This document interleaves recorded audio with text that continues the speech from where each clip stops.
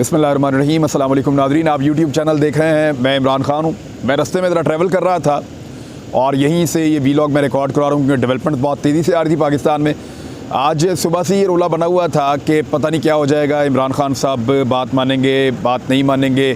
ख्वाजा आसिफ ने इसके बारे में ट्वीट किया, PMLN के बाकी लोग इसके बारे में ट्वीट कर रहे थे और बहुत ज़्यादा तशवीश थी।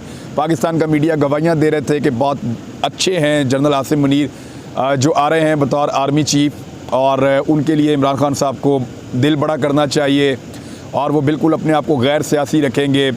बहुत सारे लोग हैं, बहुत सारी लॉबिंग भी हो रही थी, बहुत सारे लोग शोर मचा रहे थे, बहुत सारे लोग ये कह रहे थे वो हाफ़िज़ कुरान हैं, 5 वक्त की नमाज़ पढ़ते हैं, अल्लाहू अकबर, इस तरह की चीज़ें की जा रही थी। तो मेरे ख्याल में इसको नॉर्मल लेना चाहिए था।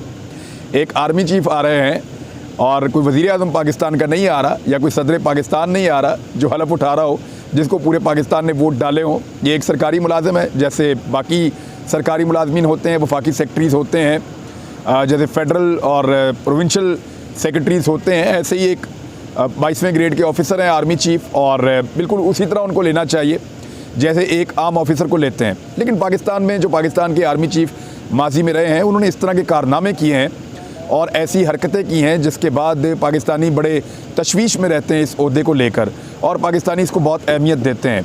देखिए, अभी अमेरिकन का स्टेटमेंट आया, उन्होंने कहा जी पाकिस्तान के वज़ीर आज़म तय नहीं करते कि अमेरिका के साथ कैसे ताल्लुकात रखने हैं, बल्कि पाकिस्तान के आर्मी चीफ़ तय करते हैं कि अमेरिका के साथ कैसे ताल्लुकात रखने हैं। तो ये एक तल्ख़ हकीकत है कि पाकिस्तान का आर्मी चीफ़ हमेशा से पाकिस्तान की इंटरनल सियासत हो या बैरूनी मामलात हों, उनके अंदर बहुत मुदाखलत करता है।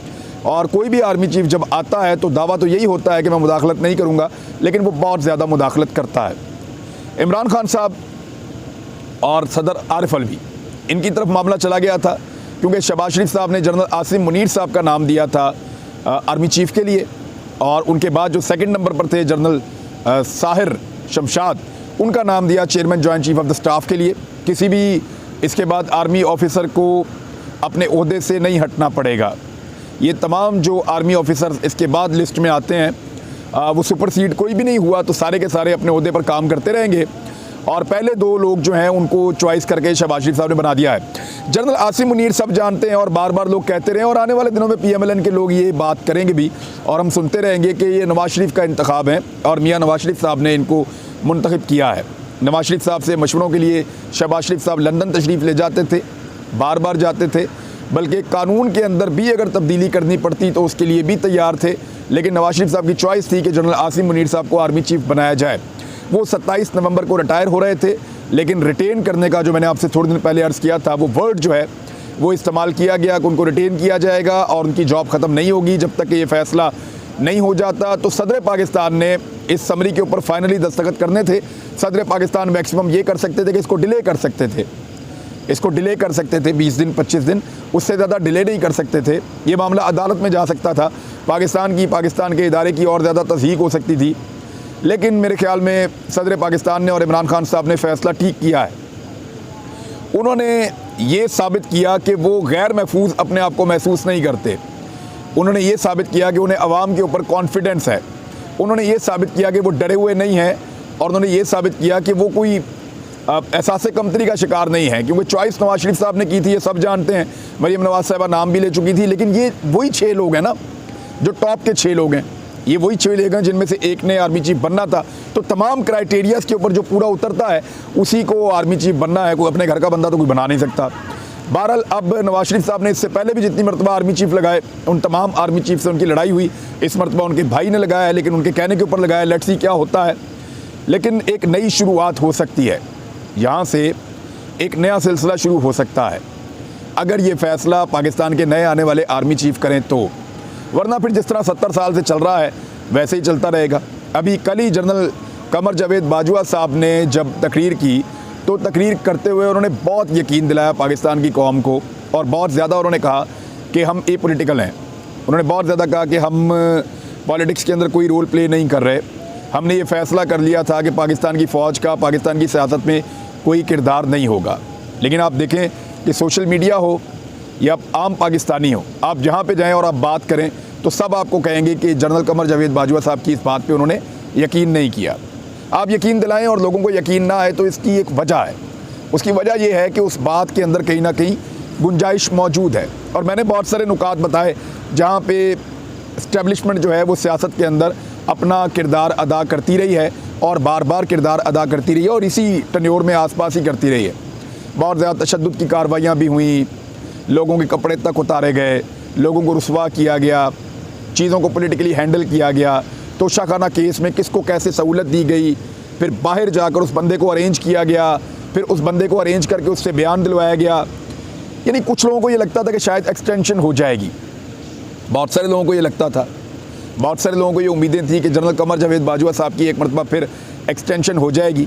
लेकिन ये इदारे का, जनरल कमर जावेद बाजवा का और पाकिस्तान का एक बहुत अच्छा फ़ैसला है कि एक्सटेंशन वाली जो एक मामला था वो नहीं हो पाया। और ये बहुत अच्छी बात है, पूरे पाकिस्तान को इसकी मुबारक हो। पाकिस्तान के तमाम जो जर्नल्स हैं वो इतने अहल हैं कि वो पाकिस्तान को संभाल सकें, कोई भी लाज़िम मलज़ूम नहीं होता। और आइंदा के लिए ये एक्सटेंशन का बाब मेरे ख्याल में बंद कर देना चाहिए। वो इसलिए बंद कर देना चाहिए कि जब भी एक्सटेंशन होती है तो एक्सटेंशन लेने वाला आर्मी चीफ उस इज़्ज़त और एहतराम के साथ कभी भी रुखसत नहीं होता जिसके साथ होना चाहिए। यानी कोई ना कोई उसमें मामलात ऐसे निकल आते हैं, पॉलिटिकल निकल आते हैं, दीगर निकल आते हैं। अब जनरल बाजवा साहब के दौर के अंदर लोगों को बहुत शिकायत रहीं और बड़ा खौफनाक किस्म का एक सोशल मीडिया के ऊपर शिकवों का अंबार लगा रहा। लोग रजीम चेंज ऑपरेशन के बाद बड़े बड़े सवालात उठाते रहे। फिर हमने देखा कि जिसने सवाल उठाया उन लोगों को उठाया जाना शुरू हो गया, उनको नंगा किया गया, मारा गया, टॉर्चर किया गया, जलील किया गया, रुस्वा किया गया, धमकाया गया, गालियाँ दी गई, कारोबार बंद कर दिए गए, पाकिस्तान से लोगों को भागने पर मजबूर कर दिया गया। किसी पॉलिटिकल गवर्नमेंट में इतनी जुर्रत नहीं होती, इतनी हिम्मत नहीं होती, ना वो इतना काम इस तरह का कर सकते हैं, मुमकिन नहीं है, वो नहीं कर सकते। लिहाजा ये काम जो है वो बहुत ताकतवर लोग करते हैं, सब जानते हैं। जब मुझे पकड़ा था तब मुझे बताते थे लोग कि ये लोग यहाँ पे हैं इसलिए हम मजबूर हैं, वरना पुलिस वाले कहते थे हमारा आपसे क्या दुश्मनी है। मुझे अच्छी तरह याद है कि पंजाब हुकूमत ने उस दौर में और वफाकी हुकूमत में राना सनाउल्लाह साहब ने मेरी टीम को बताया था कि इमरान रियाज की गिरफ़्तारी में इसके साथ जो भी जुल्म हो रहा है इसमें हमारा कोई ताल्लुक़ नहीं है। तो बड़े तगड़े लोग हैं तो इमरान साहब ने को ज़रा ध्यान नाल, ये मुझे एग्जैक्टली ये बात मेरी टीम ने मुझे बताई मेरी रिहाई के बाद। तो वो सबको पता है कि कौन पॉलिटिकल रोल प्ले कर रहा था, कौन सहाफ़ियों को मार रहा था, कुट रहा था। अब डिपेंड करता है नए आर्मी चीफ़ के ऊपर। पुराने आर्मी चीफ़ के ये जो 7-8 महीने थे ये कोई बड़े शानदार नहीं गुजरे।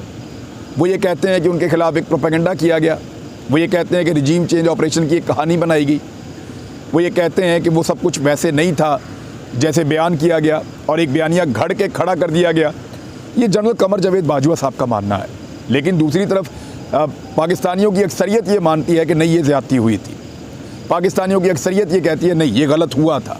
पाकिस्तान की अक्सरियत कहती है कि रिजीम चेंज ऑपरेशन हुआ था। और अगर रिजीम चेंज ऑपरेशन के बाद मामला संभल जाते तो सियासतदानों की इज़्ज़त बढ़ती, और सियासतदानों की इज़्ज़त बढ़ने से जो रिजीम चेंज ऑपरेशन के किरदार है वो कहते हैं देखा हमने पाकिस्तान के लिए कितना अच्छा किया है। लेकिन पाकिस्तान संभल नहीं सका, पाकिस्तान का बल्कि उल्टा बेड़ा गर्क हो गया। इकॉनमी पूरी की तरह बैठ गई, पूरी की पूरी बैठ गई, हर चीज़ तबाह बर्बाद हो गई। अब कौन सी चीज़ है जो पाकिस्तान को इस मुश्किल हालात से निकाल सकती है? वो है इलेक्शन। क्या जल्दी पाकिस्तान में इलेक्शन होंगे? पॉलिटिशियन ने जब इतनी बड़ी एक इख्तलाफ वाली चीज़ के ऊपर जो है वो एक फ़ैसला कर लिया है तो इलेक्शन तो बहुत छोटी चीज़ है, उसके ऊपर भी फ़ैसला हो सकता है और अब हो जाना चाहिए क्योंकि नवाज शरीफ साहब की मर्ज़ी के फ़ैसले हो रहे हैं। इमरान खान साहब अगर नवाज शरीफ की तरह इनसिक्योर होते, ज़रा इसको सोचिए थोड़ा सा, आप एक लम्हे के लिए सोचिए कि नवाज शरीफ इमरान खान की जगह आज होते तो क्या वो इतने आराम से ये सारी चीज़ें ऐसे होने देते? तो इसका जवाब है बिल्कुल नहीं। ये नवाज शरीफ साहब के करीबी साथियों से मेरा सवाल है, वो भी कहेंगे कि नवाज शरीफ ऐसा कभी नहीं होने देते, बल्कि वो अड़ जाते और वो कहते नहीं मैं इमरान खान की ख्वाहिश कभी पूरी नहीं होने दूंगा, क्योंकि वो इनसिक्योर फील करते हैं। नवाज शरीफ साहब की पर्सनैलिटी में ऐसा है कि वो इनसिक्योर रहते हैं, हमेशा कभी भी महफूज अपने आप को महसूस नहीं करते जब तक कि सारे लोग उनके अपने मर्ज़ी के ना लगे हुए हों। तो इमरान खान साहब वैसे इनसिक्योर हैं नहीं। उन्होंने पिछले 7 महीनों में शदीद तरीन मुखालफत के बावजूद, एस्टेब्लिशमेंट उनके बहुत ख़िलाफ़ थी, हमने DG ISI को सुना कि उन्होंने कितनी सख्त बातें की इमरान खान के बारे में। हमने साबिक आर्मी चीफ को कल सुना तो हमें आइडिया हुआ कि उनके दिमाग में इमरान खान साहब के बारे में कितनी नेगेटिव चीज़ें डाली गई या थी, क्योंकि जुमले जो उन्होंने बोले कि जाली बयानियाँ और ये सब कुछ, ये वो सारी चीज़ें हैं। जिस तरह कल आर्मी चीफ बोल रहे थे, मुझे लगा कि ये तो बातें मरियम औरंगज़ेब करती थी, ये तो बातें एहसन इकबाल और मरियम नवाज़ करते थे, ये तो बातें नवाज शरीफ करते थे। तो एक पॉलिटिकल बयानिया था जो मैंने कल एक आर्मी चीफ के मुंह से सुना और वो उसके ऊपर सनद लगा रहे थे। तो बड़ा क्लियर है कि इमरान खान साहब ने बड़ी शदीद मुखालफत का सामना किया है। आने वाले दिनों में दोबारा अगर कोई ऐसे खेलेगा और इसी तरह करेगा कि नहीं इसको नायल करना है इमरान खान को, इसको जेल में डालना है इमरान खान को, इसके खिलाफ झूठे सच्चे केस और गवाह तैयार करने हैं, हमारे ऑफिसर्स इसके ऊपर मेहनत करेंगे, हम पाकिस्तान से बाहर भी जाएंगे, अगर इसी काम के ऊपर लगना है दोबारा से तो फिर इमरान खान भी यहीं पे है, बाकी लोग भी यहीं पे हैं। पुरानों के साथ भी एक अजीब किस्म की इमरान खान की सिचुएशन रही थी, नयों के साथ भी हो सकती है। ये बदकिस्मती होगी पाकिस्तान की। मेरे ख्याल में ये मौका है पाकिस्तान की इदारे के पास कि लोगों के साथ जो गिले शिकवे पैदा हो गए हैं या दूरियां पैदा हो गई हैं उनको अब ख़त्म कर दिया जाए। ये बड़ा आसान है। अच्छा, उसके लिए कोई आर्मी चीफ को ज़्यादा मेहनत नहीं करनी पड़ेगी, बस ये करना पड़ेगा कि मेहनत बिल्कुल नहीं करनी, सिर्फ ये करना पड़ेगा कि करना कुछ नहीं है, सिर्फ ये करना पड़ेगा कि अपने आप को बाहर रखना है इन सारी चीज़ों से। पाकिस्तान को डिसाइड करने दीजिए, पाकिस्तान को आगे बढ़ने दीजिए। जो पाकिस्तान के फ़ैसले हैं उनमें कम से कम हिस्सा लीजिए, ख़ास तौर पे जो पॉलिटिकल और इंतज़ामी फ़ैसले हैं उनमें कम से कम हिस्सा लीजिए और पाकिस्तान को एक इलेक्शन की तरफ बढ़ने दीजिए, क्योंकि इलेक्शन होगा तो पाकिस्तानियों का ट्रस्ट बढ़ेगा, इलेक्शन होगा तो पाकिस्तान की इकॉनमी बेहतर होगी, इलेक्शन होगा तो पाकिस्तानी इस अजाब से निकलेंगे और पाकिस्तानियों का एतमाद बढ़ने से पाकिस्तान में इकनॉमिक साइकिल जो है वो तेज़ी से चलेगा। तो इस वक्त एक इलेक्शन खुद एक इकॉनमी होती है, बहुत बड़ी इकनॉमिक एक्टिविटी होती है। अगर वो पाकिस्तान में हो जाता है, क्योंकि उसमें अमीर लोग पैसा निकालते हैं और मार्केट में फेंकते हैं अपने इलेक्शन में, तो बहुत सारा पैसा आपका मार्केट में आ जाता है। तो ये एक साइकिल चलेगा और फिर ये चलता रहेगा। पाकिस्तान को फौरी तौर पे एक इलेक्शन की ज़रूरत है, लेकिन नए आर्मी चीफ अपने आप को इससे जितना बाहर रखें और उनके लिए बहुत कुछ है सीखने के लिए, क्योंकि मैं ये जानता हूँ कि जिन लोगों ने ज़्यादती और जुल्म किया है, जो बड़े अच्छे ओहदों के ऊपर बैठे हुए और चंद लोग हैं, थोड़े से लोग हैं, चंद लोग हैं जिन्होंने जुल्म किया है, चंद लोग हैं जिन्होंने ज़्यादती की है। हम उनके नाम ले चुके हैं, मैं भी ले चुका हूँ, इमरान खान साहब ने भी लिए हैं कुछ के नाम, कुछ के मैंने नाम लिए हैं, कुछ के अरशद भाई ने लिए थे, सब ने कुछ किसी ना किसी का नाम बताया हुआ है कि ये लोग, और चंद लोग हैं बिल्कुल उंगलियों के ऊपर आप गिन सकते हैं। अगर अपनी टीम में एक तब्दीली करें जनरल आसिम मुनीर साहब आते ही, तो इससे एक एतमाद की बड़ी बहाली होगी, एक एतमाद साजी होगी। और वो अपनी टीम को नॉर्मली जब आर्मी चीफ आते हैं तो वो कुछ तब्दीलियाँ करते हैं और अपनी टीम के अंदर तब्दीली करते हैं। तो जब नए आर्मी चीफ आएंगे और वो आने के बाद 29 को हलफ लें, हलफ लेने के बाद बिस्मिल्लाह करें और उन लोगों को जिनके बारे में कंट्रोवर्सीज़ फैल चुकी हैं या लोगों को शिकवे शिकायतें हैं, ठीक होंगे, हो सकता है गलत हों, लेकिन ठीक हैं या गलत हैं, दोनों सूरतों में कम से कम टीम तब्दील करें जिससे लोगों में एतमाद पैदा हो, लोगों में अपने इदारे को लेकर कॉन्फिडेंस पैदा हो और जो गिले शिकवे हैं वो कहीं दूर रह जाएँ और फिर पाकिस्तान को आगे बढ़ने दें। पॉलिटिकल लोगों को पॉलिटिकल काम करने दें और अपना प्रोफेशनल काम आप लोग करें। पॉलिटिकल लोगों को जो है वो इंतज़ामी फ़ैसले करने दें, मुल्क को चलाने दें और आप जो हैं वो अपने दिफाई मामला संभालें, क्योंकि इंडियंस लगातार धमकियां दे रहे हैं और उनको जवाब देने वाला कोई नहीं है। कौन जवाब देगा इंडिया को? इंडियंस कंटिन्यूसली धमकियां दे रहे हैं और वो बार बार कह चुके हैं कि वो गिलगित बल्तिस्तान और कश्मीर पे अटैक करने के लिए तैयार हैं। वो सिर्फ एक इशारे के मुंतज़िर हैं, उनकी मुकम्मल तैयारी है और वो ये इलाके हमसे छीनने का इरादा रखते हैं। क्या हम उनको ऐसा करने देंगे? उनको मुंह तोड़ जवाब कौन देगा? मीडिया के ऊपर तो मैं दूंगा, लेकिन मेरे पास ये मौक़िफ़ कहाँ से आएगा? जब तक पाक फ़ौज उनको जवाब नहीं देगी, जब तक अपनी स्ट्रेटजी नहीं बताएगी। और ये काम है पाक फ़ौज का कि इसके ऊपर नज़र रखें, दिफाई मामलात के ऊपर इंडिया को मुंह तोड़ जवाब दें, फिर देखें कि हम इंडिया को कैसे जवाब देते हैं और कैसे मुंह तोड़ उनके सामने हक़ाइक़ रख देते हैं। मैं आपको इंटरेस्टिंग चीज़ बताता हूँ। थोड़े दिन पहले कुछ बहुत ताकतवर लोग जो हैं मेजर गौरव आर्या के क्लिप्स काट काट के सहाफ़ियों को भिजवा रहे थे कि इसके ऊपर रख के प्रोपेगेंडा करो इमरान खान के ख़िलाफ़। वो तो इंडियन था, अगर वो इमरान खान के ख़िलाफ़ बोल रहा है तो क्यों प्रोपेगेंडा किया जाए? अभी थोड़े दिन पहले तो इंडियन मीडिया बहुत खुश हो रहा था जब जनरल कमर जावेद बाजवा के ऊपर एक स्टोरी की अहमद नूरानी ने और उसके ऊपर उन्होंने ज़मीन आसमान के कलाबे मिलाए हुए थे। तो मैंने ये कहा भी था कि मैं इसके ऊपर एक स्टोरी करूँगा और पूरा वो स्टोरी पढ़ के सुनाऊंगा जनरल कमर जावेद बाजवा वाली। लेकिन आपको पता है मैंने क्यों नहीं की? जब मैंने इंडियन मीडिया को खुश होते हुए देखा ना, तो फिर मैंने कहा दफ़ा करो, मैं उनको खुश होने का मौका नहीं देना चाहता। पाकिस्तान के अंदर हम जैसे भी एक दूसरे के साथ करते रहे, लेकिन बाहर किसी दुश्मन को खुश होने का मौका नहीं देना चाहिए। तो पाकिस्तान को, पाकिस्तान की आने वाली फ़ौजी क़यादत को और पाकिस्तानियों को आगे बढ़ना होगा। सबसे पहला कदम इमरान खान साहब ने बढ़ाया है। इमरान खान साहब ने दिल बड़ा किया है, उन्होंने साबित किया है कि वो इनसिक्योर नहीं है, उन्हें किसी ओहदे का, किसी ताकतवर का ख़तरा या खौफ नहीं है। वो कहते हैं कोई भी आ जाए मैं अपना काम करता रहूँगा। तो पाकिस्तान ऐसे ही बदलेगा जब लोगों की सोच बदलेगी। तो नाज़रीन, अब तक के लिए इतना ही। अपना ख्याल रखिएगा, अपने इस चैनल का भी। और ये मेरा पूरा जो वीलॉग है ये एक एनालिसिस था, इसमें कुछ थोड़े बहुत फैक्ट्स थे, लेकिन ये एक एनालिसिस था मौजूदा सिचुएशन में। अब तक के लिए इतने। अपना ख्याल रखिएगा, अपने इस चैनल का भी। अल्लाह हाफ़िज़।